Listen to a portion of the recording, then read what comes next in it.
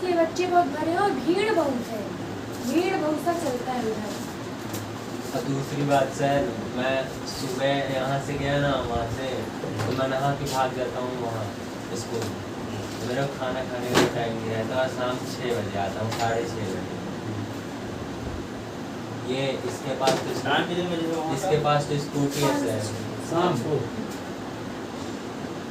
तो ठीक है, बढ़िया। जब 5 से 6 है तो आप लोग जानते हो क्या करो, 5 से 6 मैच पढ़ लो, 6-7 फिजिक्स यहाँ शाम को। सर शाम को नहीं हो पा रहे हैं सर, क्यों छोड़ रहे हैं वो लोग? क्योंकि हिम्मत ही नहीं बचती है। इतना पक के स्कूल में आते हैं एकदम पक जाते हैं, कोई खा ले तो हम लोग खा जाएंगे। 5 से 6 इसीलिए तो उधर से भाग रहे हैं। उधर सर को बोले सर सुबह कर दीजिए, सर बोले नहीं हो पाएगा बेटा। बोले ठीक है, तो हम लोग अपना देख लेते हैं। क्वेश्चन लिखो। Prove that the relation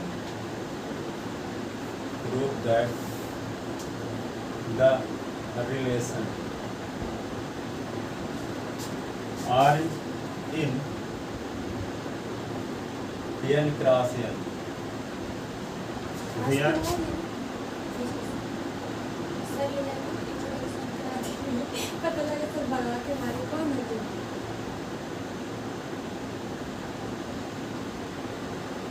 A B और सी डी के बीच में आर रिलेशन होने का मतलब ये हुआ if and only if A D is equal to B C, is an equivalence है, इज एनसीईआरटी क्वेश्चन है ये, is an equivalence relation.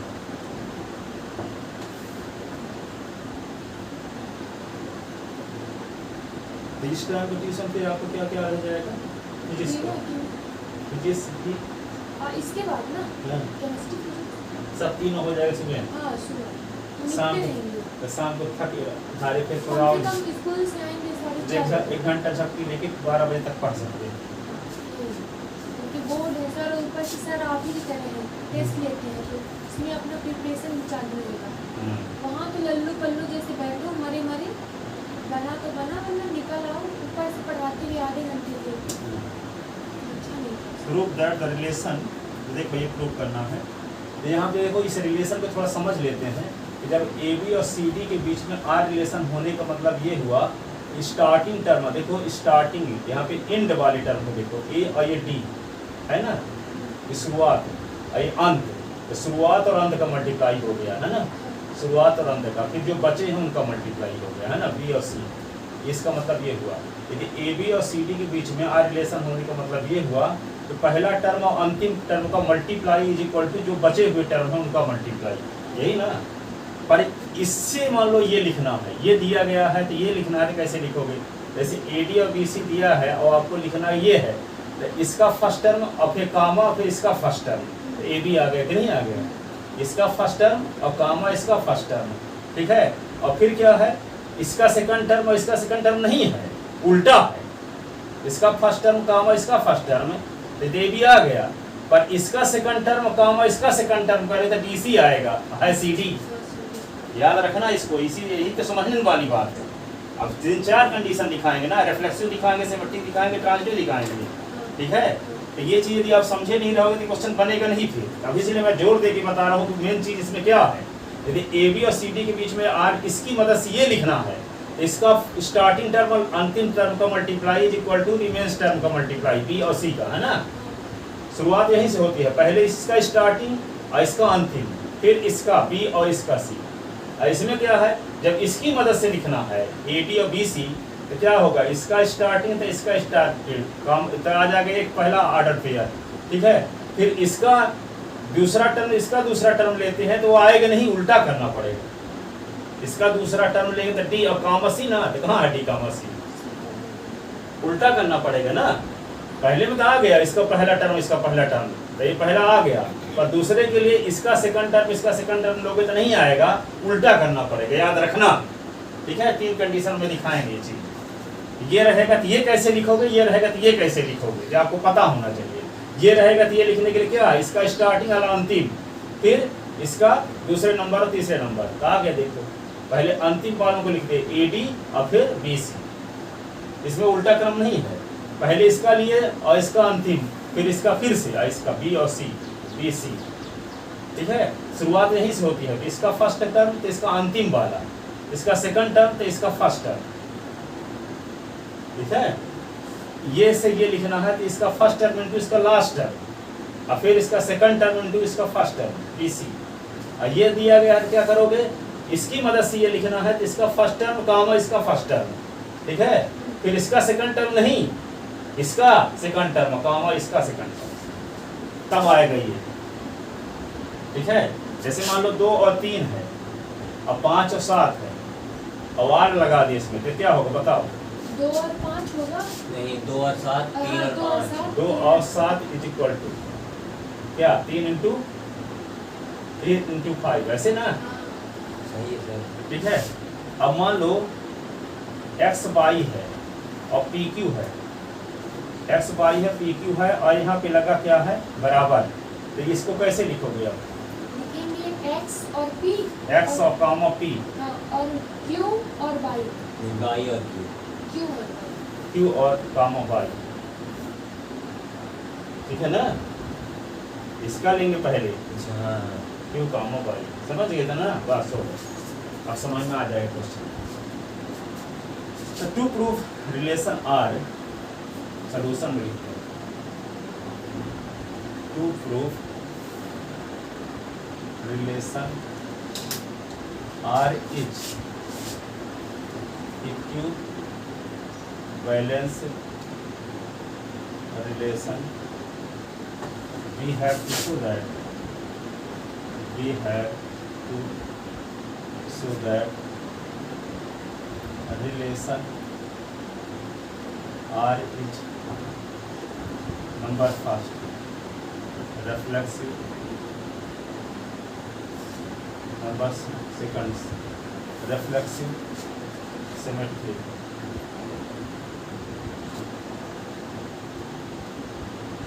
transitive,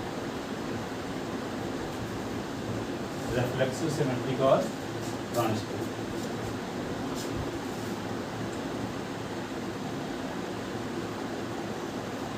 इसी गणेश में तो अरविंद विश्वकर्मा पढ़ाते हैं, तो वे 2001 में पढ़े हैं मेरे यहाँ। अरविंद सर को कैंसर हो गया ना। अरविंद विश्वकर्मा को अरविंद विश्वकर्मा ही है। पता नहीं का अरविंद नाम। कहाँ थे, गणेश स्कूल में टीचर थे। कैंसर हो गया, हाँ, हाँ, उनका लास्ट स्टेज चल रहा है, डॉक्टर मना कर दिया। हाँ। तो अरविंद विश्वकर्मा तो मेरे यहाँ पढ़ता था। अरविंद नाम है, अब आगे को नहीं पता। यदि फिजिक्स पढ़ाते रहे होंगे, फिजिक्स हाँ। फिजिक्स पढ़ाते थे अरविंद विश्वकर्मा। उनका घर बहुत दूर है। पुलिस लाइन में रहते थे, जानते हैं। हाँ, तो उनका घर बहुत दूर है, क्योंकि सौरभ सर लोग देखने भी गए थे।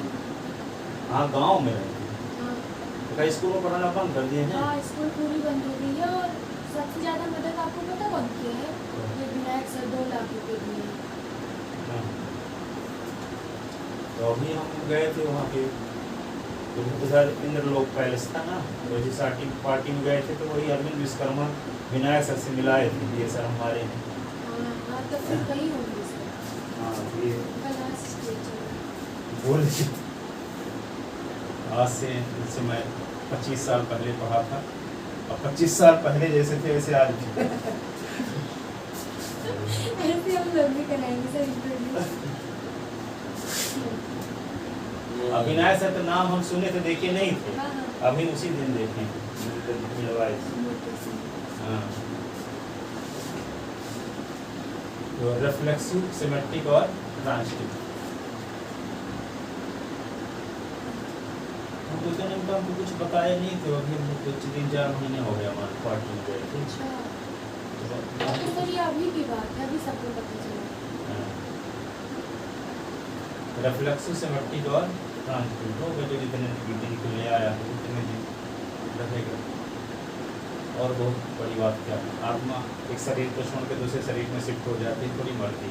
बस तब भी सर अगर किसी से मिले रहो वो छोड़ के जाते हाँ, तो हाँ, बहुत दुख जब अज्ञानता बस है, मोह माया रहती है, परंतु क्या है, जैसे मान लो कोई शरीर आपका खराब हो गया, उस शरीर को छोड़ कपड़ा फट गया, तो दूसरे कपड़े पहनने में क्या दिक्कत है?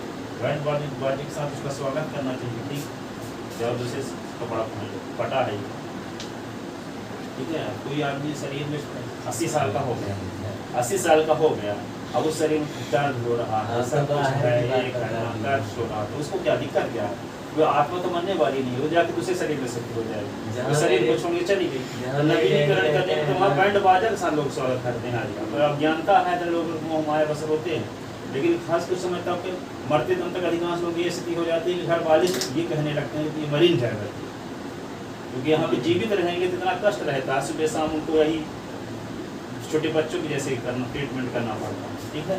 तो ऐसा होता है कुछ जहाँ मेरे पापा रहते हैं सर, वहाँ जब लोग मरते हैं तो यही करते हैं, बीट बजवाते हैं और खाना अच्छा खाएंगे। इसका मतलब नॉलेज ये है कि उनको ये पता है कि शरीर छोड़ के दूसरे शरीर में जाने वाली मरती तो है नहीं।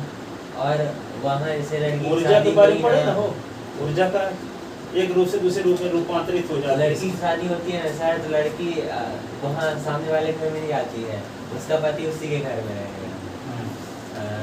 तो हाँ, ये की बात है। हाँ ये तो हो गया, नहीं है ये ऐसा हमारे कल्चर में किसको नाम रखेंगे ना सर? रिफ्लेक्सिव से मिट्टी का ट्रांसट्यूट।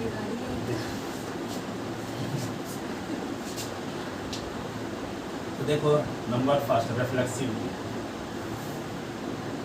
फिर सब पैसा ऐसा वहीं देगा, फिर अपने घर नहीं देगा। वहाँ का बेटा बन जाएगा। हाँ। और वहाँ पे क्या बेटा पहले से विद्यमान है तो नहीं वो भी तो अपने पत्नी के घर जाएगा। अच्छा वो भी चला जाएगा। और बीच ये भी बिना में हो गए कान दो घर में से, जैसे हमारे मकान मालिक की लड़कियाँ ही रहती दमाद। और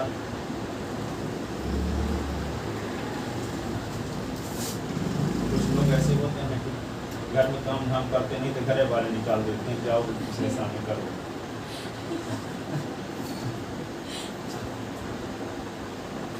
यहाँ डर बस करना पड़ता है, मम्मी पापा की डांट तो सही लेंगे, पास सास को नहीं सह पाएंगे, इमेज बस काम करेंगे। ए बी बिना क्रॉसन तो A B equal to B, A B equal to B लिख सकते हैं। तो इसका जब इसकी मदद से ये लिखना होगा तो क्या करेंगे, इसका फर्स्ट टर्म इसका फर्स्ट टर्म, ठीक है, फिर आर लगाओगे, फिर इसका सेकंड, फिर गामा इसका सेकंड, यही ना। जब A B equal to B तो होगा, होप करेगा कि नहीं होगा, ठीक है। तो इसको क्या लिख सकते हैं, ए कामा बी और फिर आर, और फिर क्या लिखेंगे, ए कामा इसका पहला इसका पहला, तो ए कामा बी हो गया। अब इसका पहला फिर इसका दूसरा फिर इसका दूसरा। तो देखो ए बी के बीच में रिलेशन आ गया, for all A comma B belonging in cross N, it means R is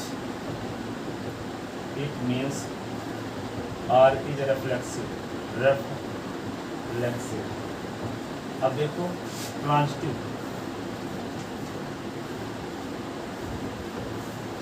का सिमेट्रिक रिलेशन। तो सिमेट्रिक के में क्या देखोगे,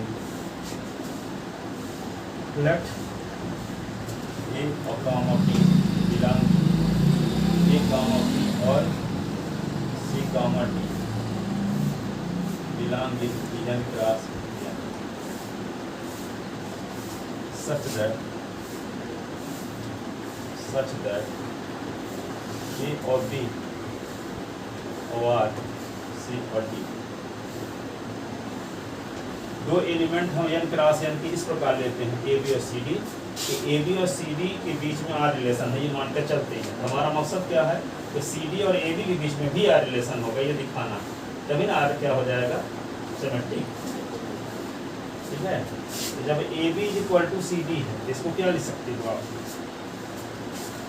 ए B equal to C D है, तो इसको क्या लिख सकते हो बताओ, पहला अंतिम वाली है ना, इसका अंतिम स्टार्टिंग और इसका अंतिम, इसका स्टार्टिंग इसका अंतिम लो, तो क्या हो जाएगा ए डी ना, और फिर BC is equal to BC हो गया। अब इसी को क्या लिख सकते हैं, BC is equal to AD लिख सकते हैं, उल्टा पुल्टा लिख दिए। अब क्या कर सकते हैं, इसको क्या लिख सकते हैं, BC को CD भी लिख सकते हैं, और AD को क्या लिख सकते हैं, DA भी लिख सकते हैं कि नहीं, लिख सकते हैं कि नहीं। Yes sir. अब इसकी मदद से रिलेशन के रूप में लिखना है तो क्या करोगे, इसका स्टार्टिंग और कॉमा इसका स्टार्टिंग, ऐसे ना, इसका स्टार्टिंग कॉमा इसका स्टार्टिंग, तो C और कॉमा D और फिर R लिख दो और फिर A कॉमा D, बात हो गया। AB और CD के बीच में R रिलेशन था, तो CD और AB के बीच में भी R रिलेशन हो गया। It means R is, it means symmetric. Symmetric, it means R is symmetric. ठीक है, अब क्या दिखाओगे, तीसरा ट्रांजिटिव, ट्रांजिटिव रिलेशन। तो क्या दिखाओगे ट्रांजिटिव रिलेशन के लिए, 3 एलिमेंट लेना पड़ेगा ना ट्रांजिटिव के लिए। लेट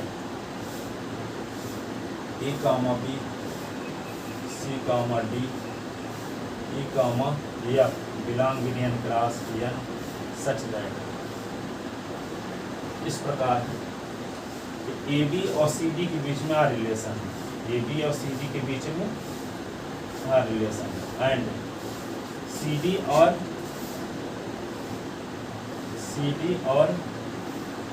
EF के बीच में आ रिलेशन, AB और CD के बीच में आ रिलेशन है, CD और EF के बीच में आ रिलेशन है। Then we have to prove that,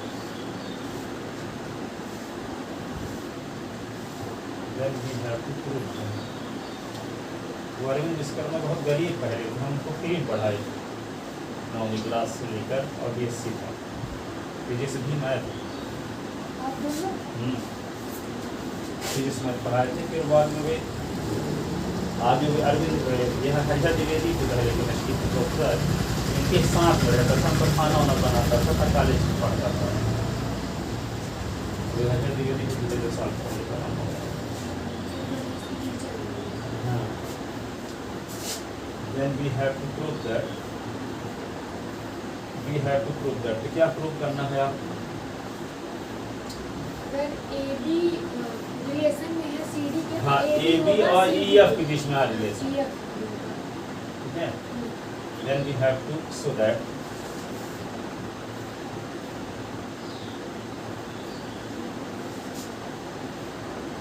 A और B जो दोनों में कॉमन है उसको हटा देते हैं ना, EF। अब कैसे दिखाओगे, ये लेकर चलो दोनों को, अब इसकी मदद से ये दिखाना आपका कोड।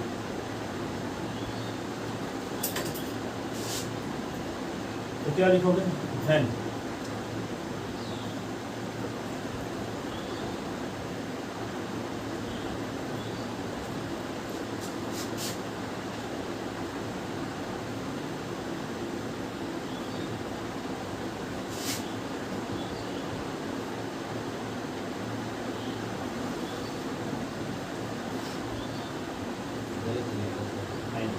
अब ये है कि क्या हो जाएगा इससे, इसका स्टार्टिंग इसका अंतिम AD ना is equal to BC and C comma T और E कॉमा F, तो क्या इसका स्टार्टिंग इसका अंतिम CF is equal to DE, CF is equal to DE, ठीक है। अब दोनों को मल्टीप्लाई कर, multiplying equation first and second, multiplying equation first and second.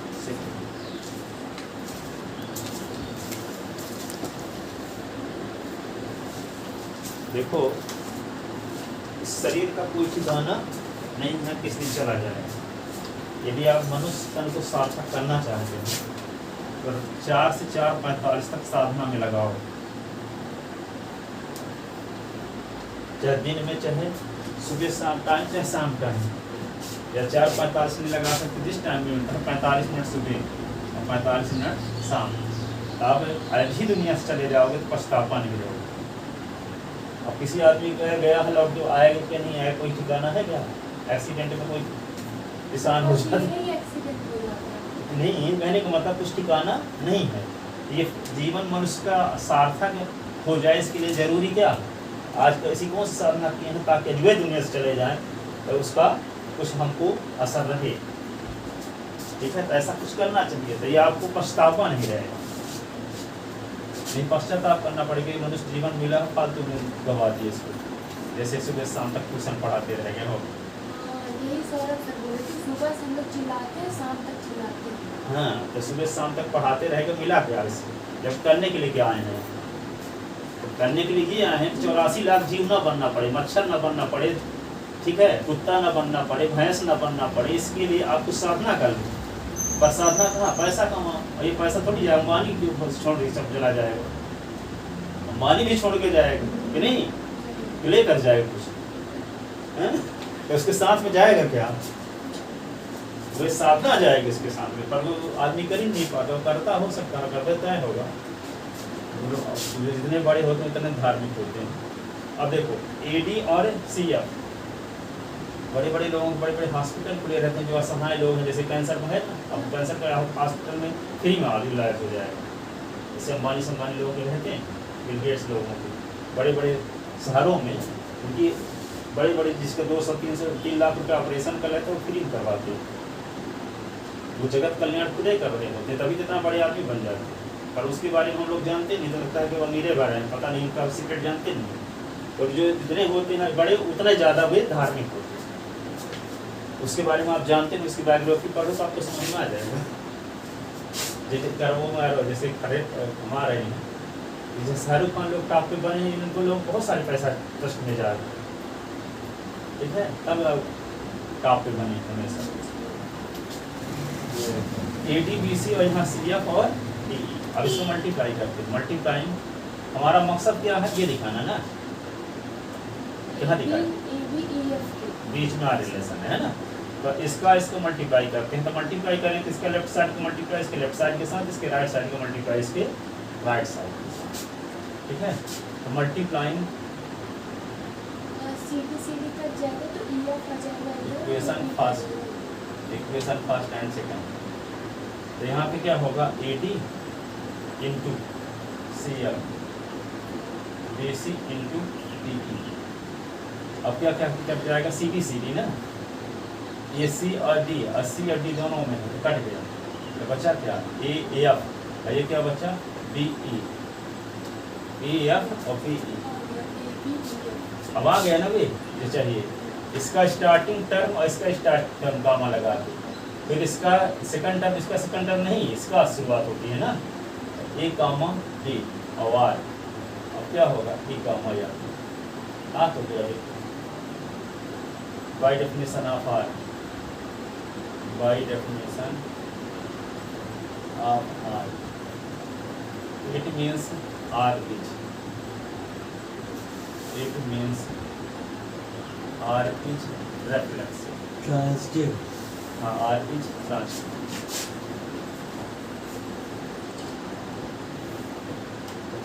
Since relation R is reflexive, semantic and transitive, since relation R is reflexive, semantic and transitive, so R is equivalence relation, so R is equivalence relation, so R is equivalence relation on n cross n।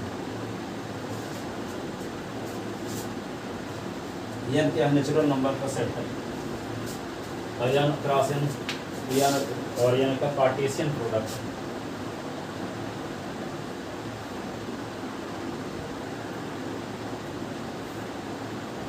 ठीक है, इसी प्रकार और question देखो जो कोई NCERT की।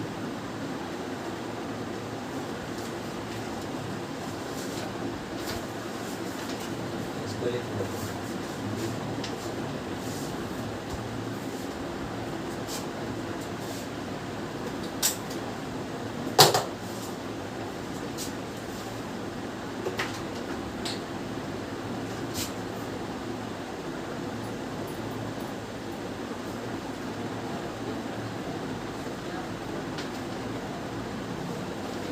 Question और लिखो, late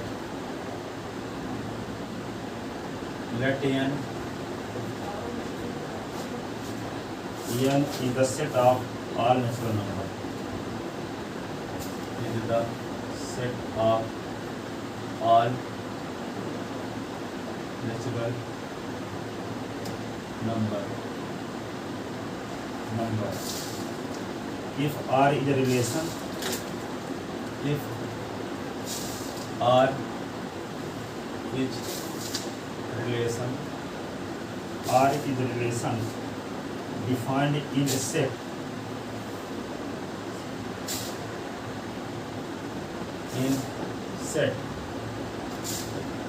n cross n such that इस प्रकार से डिफाइंड है a कामा b में r relation, a comma b और c कामा d में r रिलेशन का मतलब क्या है? इफ एंड ओनली इफ क्या है? a स्क्वायर और d square is equal to b square c square, उसी प्रकार है, लेकिन वहाँ इनटू था, वहाँ स्क्वायर का सम।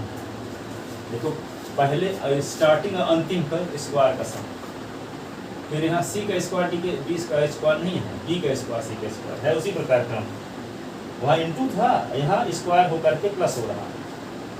यदि ए बी और सी डी के बीच में आर रिलेशन का मतलब क्या हुआ? इसका स्टार्टिंग टर्म का स्क्वायर और अंतिम टर्म के स्क्वायर का सम, फिर इसके सेकंड टर्म के स्क्वायर, इसके सेकंड टर्म फर्स्ट टर्म के स्क्वायर का सम नहीं है, इसके पर यहाँ पे प्लस लग जाएगा। कहाँ पे? हम प्लस, इस प्रकार से डिफाइंड है आर। ए बी और सी डी के बीच आर की मीनिंग ये है, और वहाँ क्या थी? ए बी और सी डी के बीच में आर लगाने की मीनिंग थी A into D is equal to B into C थी। रिलेशन कैसे डिफाइंड है ये बता रहा है, किस प्रकार से ये डिफाइंड है रिलेशन। यदि ए बी और सी डी के बीच में आर लगाने का मतलब ये है, तो क्या ये रिलेशन तीनों कंडीशन को फॉलो करता है? इक्विवेलेंस रिलेशन है, ये प्रूव करो।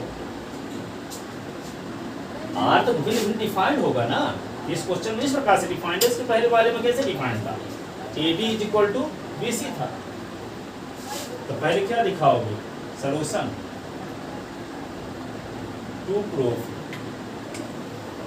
रिलेशन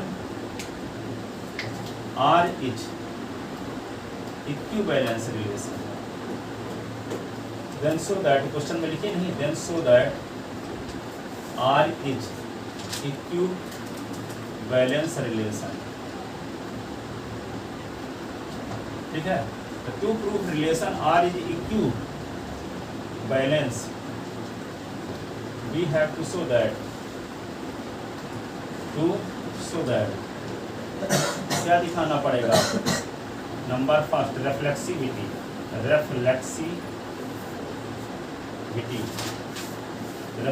में क्या करेंगे? लेट ए कामा और B belonging N cross N, ठीक है। तो यहाँ पे देखो A square plus B square is equal to B square plus A square होगा, A square plus B square is equal to B square plus A square होगा। तो क्या लिखोगे?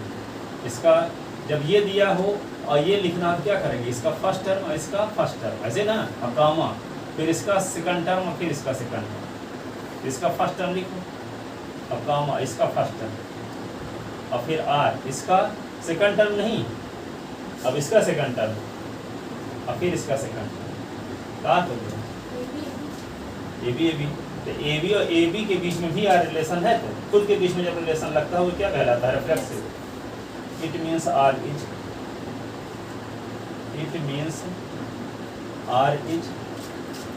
रिफ्लेक्सिव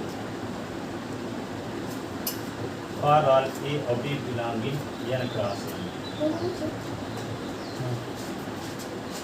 अब दूसरा देखो, सिमेट्रिक। क्वेश्चन लिख लिया क्या? क्वेश्चन ऊपर था। अब देखते हैं सिमेट्रिक।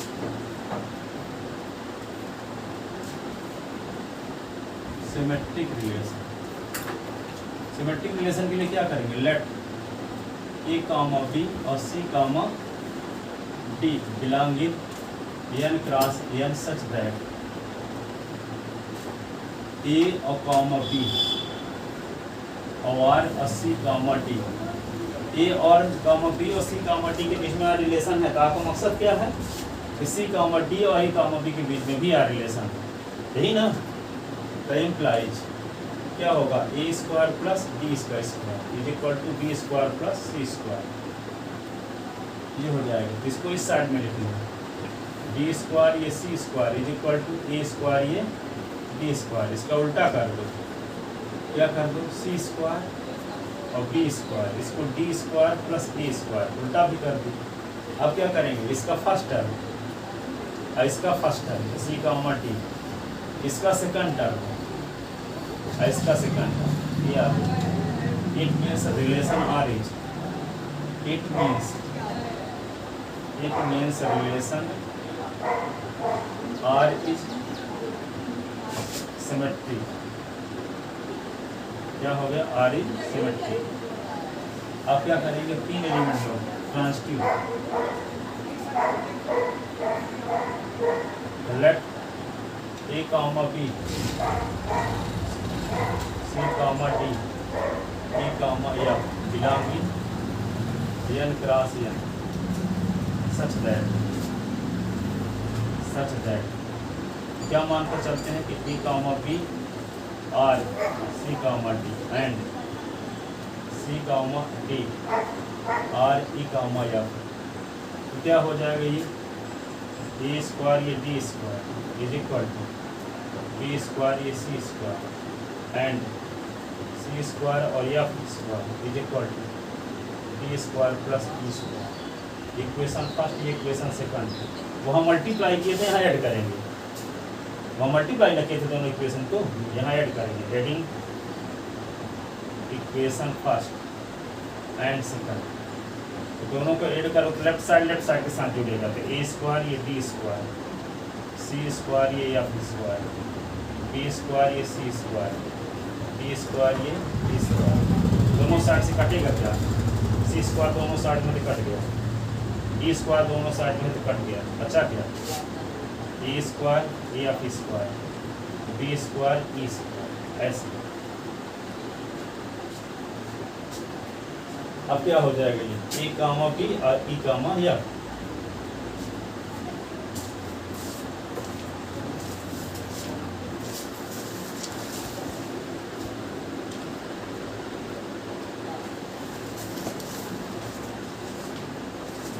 ये क्या हो जाएगा, इसका पहला टर्म कामा इसका पहला टर्म, इसका सेकंड टर्म और इसका सेकंड टर्म।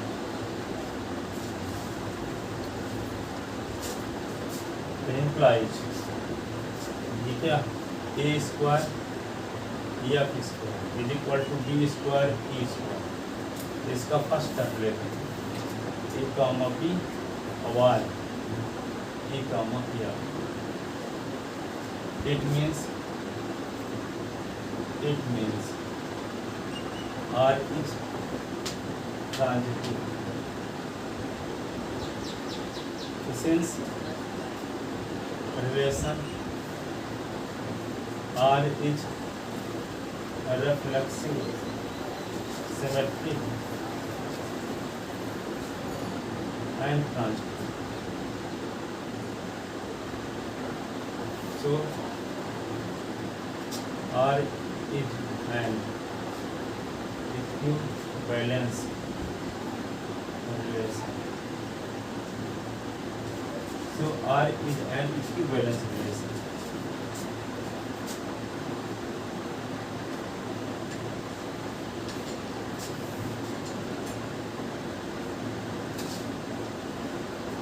जैसे कोई चप्पल है, ठीक है, उस चप्पल को खरीद के आप उसको टाइल्स में पहन लो तो ज़्यादा चलेगा, और उस चप्पल को पहन के आप रोज पहाड़ी चढ़ो कम चलेगा। उसी प्रकार के जो शरीर मिला है आदमी का, उसमें सांसें सबको बराबर मिली हैं, और सांसों का यूज यदि आप ज़्यादा कर लोगे तो बहुत जल्दी मर जाओगे, ठीक है। अब कम करोगे तो इसीलिए जो योगी जैसे लोग होते हैं, जो योगी और जो ब्रह्मा कुमारी होती हैं वे 120 साल तक जीती हैं। हाँ, ब्रह्मा कुमारी जो शादी ब्याह नहीं करती हैं, ठीक है। देखिए हो गया है कि संस्था भी है पीछे, देखी हो। हाँ,